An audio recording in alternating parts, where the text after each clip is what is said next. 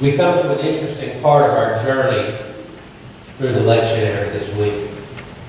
We have talked about disciple making and sowing seeds. We have talked about walking on water. We have talked about so many things that are part of the Christian life. I find it greatly ironic that this cornerstone has been stuck in the middle of the process. This has been placed rather than at the beginning. It has been put in the middle. Let's take a brief look through the beginning of the text that we have chosen this morning. It starts in 13. When Jesus came to the region of Caesarea Philippi. Caesarea Philippi was a pagan place. It was recently under Roman rule. It had been taken over by Philip. It had been renamed Caesarea Philippi in honor of Philip. This was not a place that would have been welcoming to those following Christ. They were not allies. So this would have been what we would consider a hostile territory to this group of travelers. And yet in this environment, Jesus takes that moment to say, who do the people say that I am? Who do they say that I am? Now, I don't know whether they were referring to those that were in Caesarea Philippi or whether they were referring to the entire encounter that they have had so far. But their response was carefully chosen. Have you ever asked someone a question, and when they respond to you, your first thought is, boy, you chose your words carefully? You know? I kind of get the feeling that they were choosing words carefully. Well, some say John the Baptist. Some say Elijah. Yet others say Jeremiah or one of the prophets. You kind of get the sense of the level we're talking about here. They're elevating into a level that is at the top of their understanding. If you're working now, or if you've been a part of the workforce at some point, you were probably in an environment where there were those above you that had more status, more power, more control, whatever the situation may be. Imagine, if you will, someone grouping you with the oppression. They might consider themselves to be giving you a compliment. They might consider it encouraging. But it's definitely a positive to be put in the same category with those who are elevated to a higher level. I grew up hearing the phrase, you're judged by the company that you keep. Well, Jesus has just been placed in some very amazing company. But he's been placed there by very human understanding. Interestingly, he has been elevated not enough. So he asks them, who do people say that I am? And the response comes. Then he turns it on them and he says, aha, but who do you say that I am?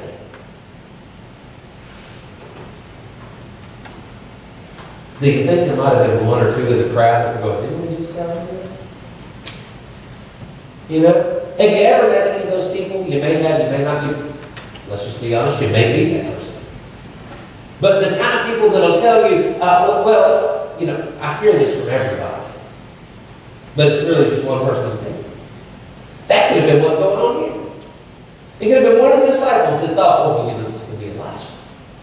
But I'm hearing it from everybody. Kind of makes that one opinion seem a little more powerful, a little less personal. So Jesus says, but who do you say that I am? Didn't we just tell you a list of 3 people? Simon Peter. I love Simon Peter. I don't think I would want to travel with Simon Peter, but I love to read about Simon Peter. Because Simon Peter opens his mouth before brain engages. I mean, his mouth goes, Speaks then thinks. I don't know any of the Bible. He responds, he says, you are the Christ, the Son of God. Now, I don't know what the other disciples were thinking, but this is heavy language. This is not light terminology that people just use. Christ. This is Messiah language. This is apocalyptic turning point language. This is the kind of language that says the old way is over and the new way has begun. We are no longer in a 400-year dry spell. We are no longer under the oppression. We are restored. That's big language. There could be the disciples in the back going, there goes Peter again. Kid won't shut up. You know, always looking for an extra point. Trying to get close to the teacher. But Peter didn't think. Peter just responded. Notice Jesus' response. He didn't say, good job, great answer. He didn't ask, is that your final answer? Or are you sure? He said, blessed are you. Blessed are you. That's powerful. He doesn't say, I bestow a blessing on you. He doesn't say, thank you. He doesn't give it. He says, blessed are you. In terms of you are already there. You are already there because you get something. And the next passage we find out that it's an amazing thing. He says, you get it, Peter. You get it. You have understood who I am. And this was not revealed to you from this world. This was revealed to you by our Father in heaven. All right, so Peter's on a wavelength with God. He's picking up what God's putting down. He's getting the point.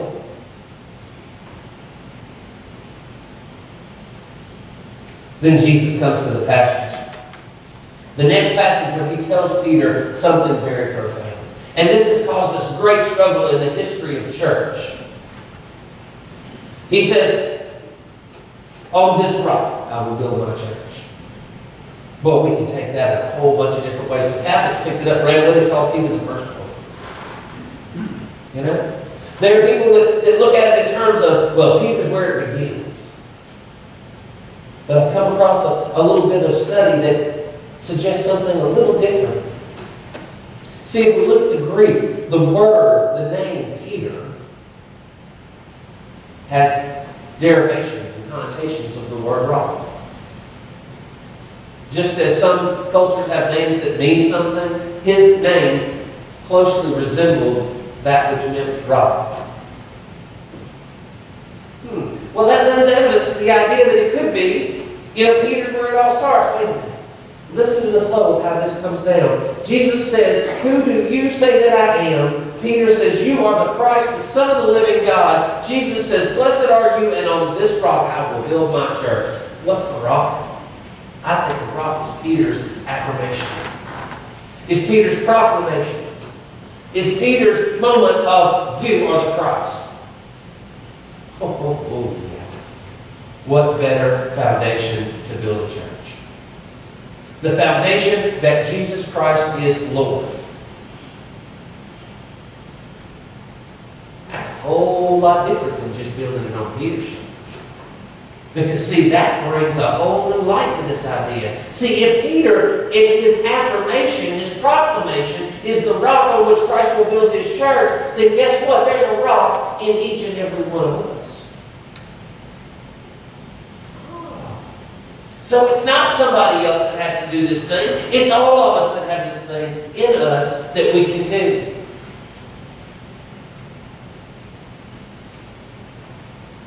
I'm not going to ask for a show of hands, but I will bet you somewhere in this room, somebody is thinking, you think we don't know this? You think we don't get this? Huh. Maybe you do. Maybe you don't. Let's just take a look for a minute here. What did Peter say? If Peter's affirmation could be the foundation on which Jesus intends to build his church, what did Peter actually say? Peter said this, "You are the Christ, the Son of the living God." You think Peter believed it? You think Peter believed what he said? I do. I think he believed it. And I don't think you can believe it and live today as you live in Jesus. I don't think you can believe that Jesus is the Christ, the Son of God, came to this earth and died for your salvation. I don't think you can believe that and live the same way. So who do you say that he is? Who do you say that he is? We could take a big old sheet of paper and start writing names. And we could just let you call them out. Son of God, Savior, Christ, the Lamb, bread of life. We could have a list that goes all the way down to the floor and out the back. And that's great. That's great. I can call a car a boat, but I can't drive it every morning. We can call Jesus whatever we want to, but unless we understand who Jesus is, we're not getting the connection. I think Peter gets it. Peter gets it. Peter's life changes at this moment. Peter's life changes because Peter realizes that this is the Christ.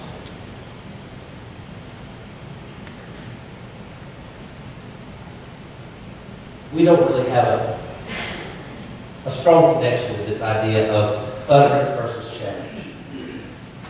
Our culture, we say things all the time that don't really affect the change.